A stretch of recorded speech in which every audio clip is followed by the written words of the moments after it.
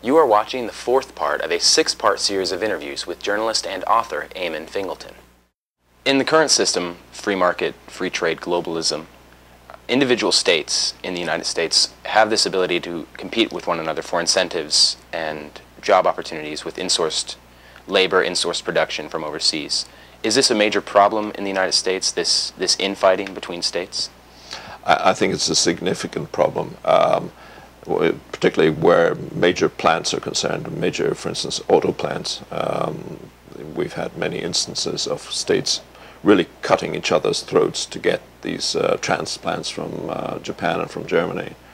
A vast amount of money is given away and all sorts of other incentives to bring in these companies. And the effect of all of this is really to displace workers elsewhere in the American automobile industry, specifically to undermine the original Big Three of Detroit. So this problem has certainly contributed to Detroit's demise, basically, and it needs to be addressed in some way. Is this something that we see anywhere else in the world, or is this sort of unique to the American system? There is a degree of local authority in virtually every country in the world, but also in most other countries there's the ability from the top to exercise more control and to say, well, this may be good for you guys in one town, but if you're displacing workers in another town, then maybe this is not good on balance for the nation as a whole. So there is an ability to look at the pluses and the minuses and make a common sense judgment.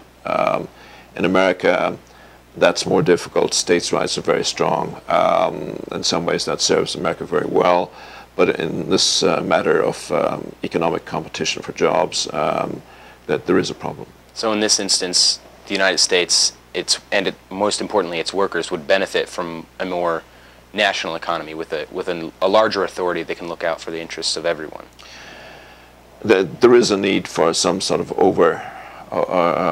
overarching economic leadership in this country. The Treasury, to some extent, provides leadership in some areas, but the U.S. Treasury, but that there is an industrial side to the economy that is largely overlooked at Washington level. So would this require the creation of a department specifically geared at looking at international trade issues, insourcing and outsourcing issues, and deciding whether or not that's good for the economy? Yeah, there are institutions that look at trade, the Department of Commerce and the Trade Representative's Office, but there is a diffusion of responsibility that needs to be addressed, and also I don't think that the Washington institutions have the power anyway, even if they understood and were motivated to do something about the problems. I don't think they have the power to intervene, to block states cutting each other's throats. So it's a big problem. It needs rethinking. I don't have a solution, but I can state the problem. Please tune in throughout the week for more from Eamonn Fingleton and other related news. Wake up, America!